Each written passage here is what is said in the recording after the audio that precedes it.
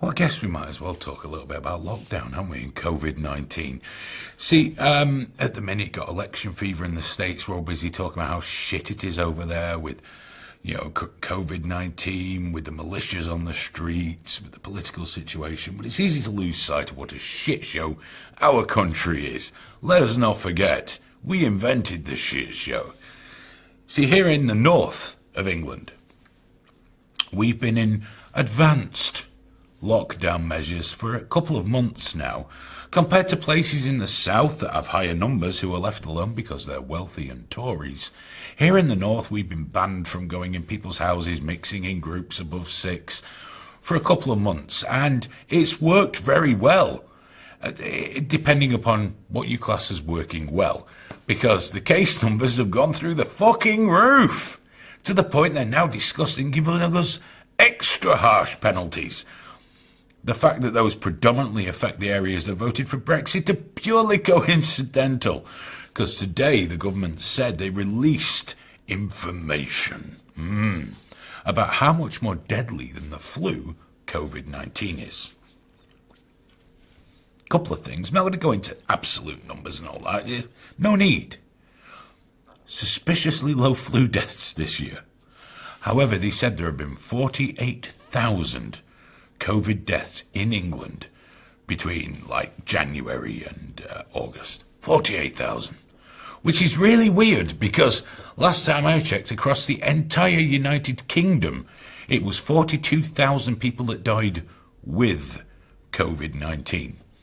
It turns out when you dig deep into the figures, the average age of the person that died from COVID-19 was 82.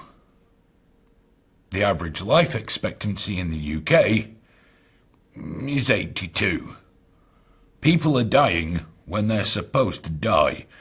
So if it was pneumonia, you died of COVID-19. If you were surfing and eaten by a fucking shark, it was COVID-19. Now, I've been quite pulling away from some of the tinfoil hattery, but it really is starting to take the piss now. Because people have been told by Matt Hancock, Government Health Minister, big, important man, that if we don't get a handle on COVID, people won't get their cancer treatments. It almost sounded like a threat. Because why wouldn't we prioritise a virus with 98 to 99% survivability over cancer, which, as we know, doesn't hardly kill anyone at all these days, apart from a great proportion of the 1,600 people that die per day right here in the UK, possibly with COVID, but predominantly with pneumonia, cancer and heart disease. But our hospitals are being geared up to deal with something they're not really having to deal with.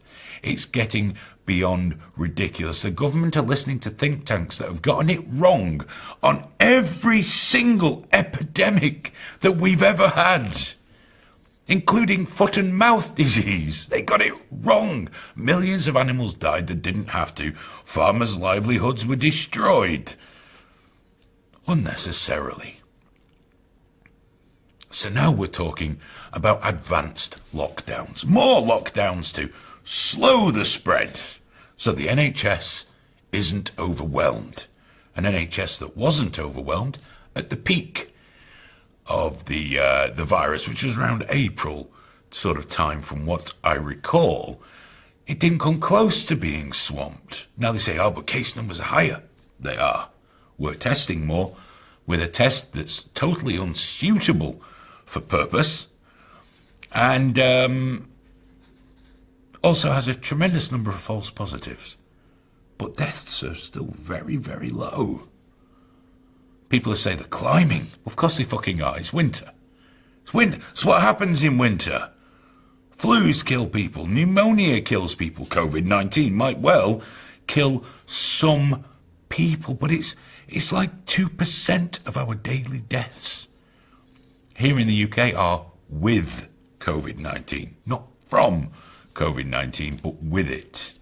This overreaction, people say, well, better safe than sorry. Better safe then sorry. Businesses are going to the wall. People's livelihoods are being destroyed. Mental health is suffering. People aren't getting cancer treatments, aren't getting operations, they're getting checked. They don't even want to go into hospital when they've got a pain or some blood in their stool. Whatever it is, they're not getting checked. If you think the deaths now from COVID are bad, you wait 12, 18 months' time when people start dropping off from the inoperable stage 4 cancers that could possibly have been brought under control, prolonging their lives, if not curing the disease itself. And what about the people just left to die, like my mother-in-law? In a care home, got chesty, became delirious, already had dementia.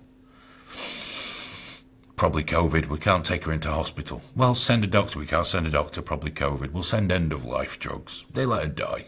Let her die. Local MPs didn't give a fuck. Too busy in Zoom meetings and tweeting about Mike Pence. They're listening to think tanks, and they're fucking us. And we are letting them. Now, this isn't one of those shouts to stop wearing masks and wear a fucking mask. What harm does it do? Puts everyone else at their ease.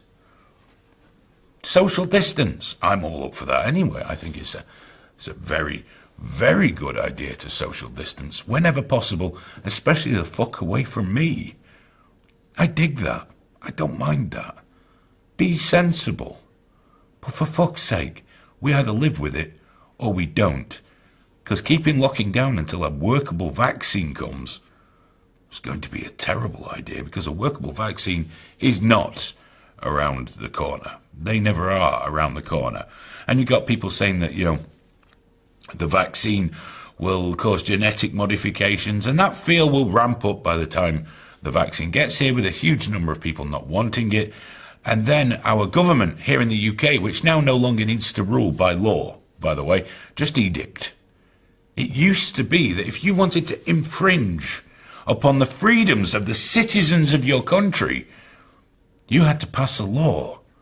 It had to be debated, tested. Not anymore. Boris just says, I think we should do X, and the police enforce it. The police are enforcing edicts. This is why we had the Magna Carta in the first fucking place, because that's the shit that kings used to do, and queens. Let's be fair. So we're being ruled by edict, by people that are fucking idiots, enforced by the police, who bragged. Greater Manchester Police released a tweet where they bragged about giving someone a £10,000 fine for having a wedding party. That doesn't sound good to me. I'm not impressed. We've got to stop this. It's fucking insane. It's insane that we're just accepting this shit. That they can just impose draconian, massively authoritarian measures upon us without telling us why. We're not getting statistics. We're not getting facts and figures. We're not being told this is what happens if we lock down. This is what happens if we don't, because they don't fucking know. And they're listening to experts who apparently can't get anything right. One man in particular has made a career of getting this shit wrong. And he's still the one being listened to. A group of scientists and doctors sent a letter to the government outlining everything they've experienced, everything they've recorded, and their recommendations. And it was basically screwed up in a ball and thrown in the fucking bin, because who needs that shit? We're gonna lock these fuckers down. So there's every chance that, like Scotland, which has now banned people from drinking in pubs. By the way, in Scotland they get away with it even more, because the media will not criticise the SNP in Scotland. Down here, the media is starting to get edgy. I believe, was it the Daily Mail today, Graham? Yes, they've really kicked off now. They got stuck in, didn't they? And rightly so. This is ridiculous. It's fucking insane.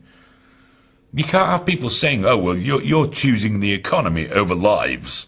If we haven't got an economy, no one's got a fucking life. Got to pay for all this furlough shit somehow.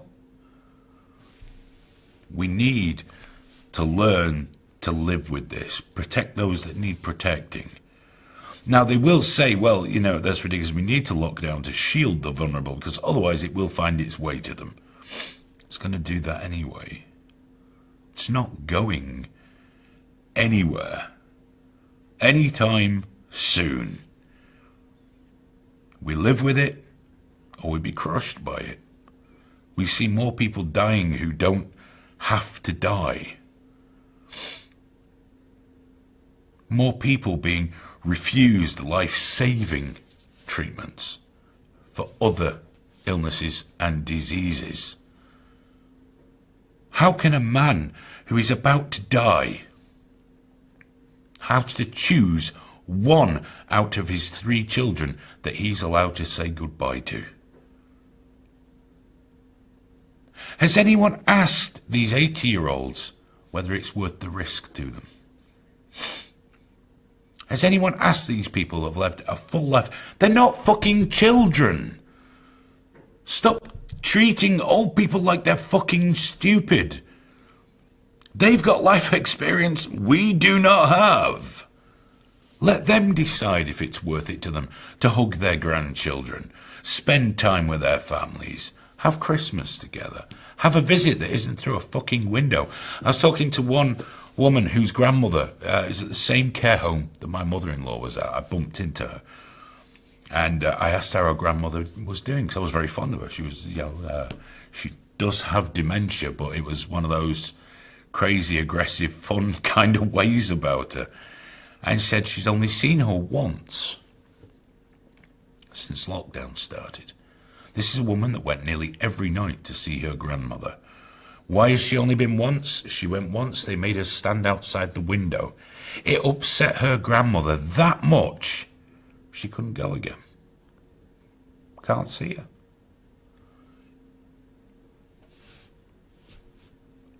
I think we're doing too much. I think we're doing it wrong. We've stolen 6 months of our children's academic and social lives already. Now every time someone gets a runny fucking nose, the whole class is sent home. It needs to stop. It needs to stop. But it's not going to, because people will gladly trade a little liberty for perceived safety. That's the shit that even wasn't foreseen in those times. Not even real safety, just perceived. It's been turned into a political thing. Tories are for business and Labour's for people, and that's it. Fuck off. Just fucking stop it. It's hugely frustrating. It's ill-conceived. It's dangerous. And it's killing people. It's taking away their livelihoods and their lives. Let those that need to shield. Protect them. Everyone else, let's get back to having a life, you know?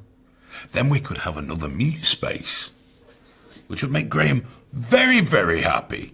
Yes, sir. Let's have a look in here.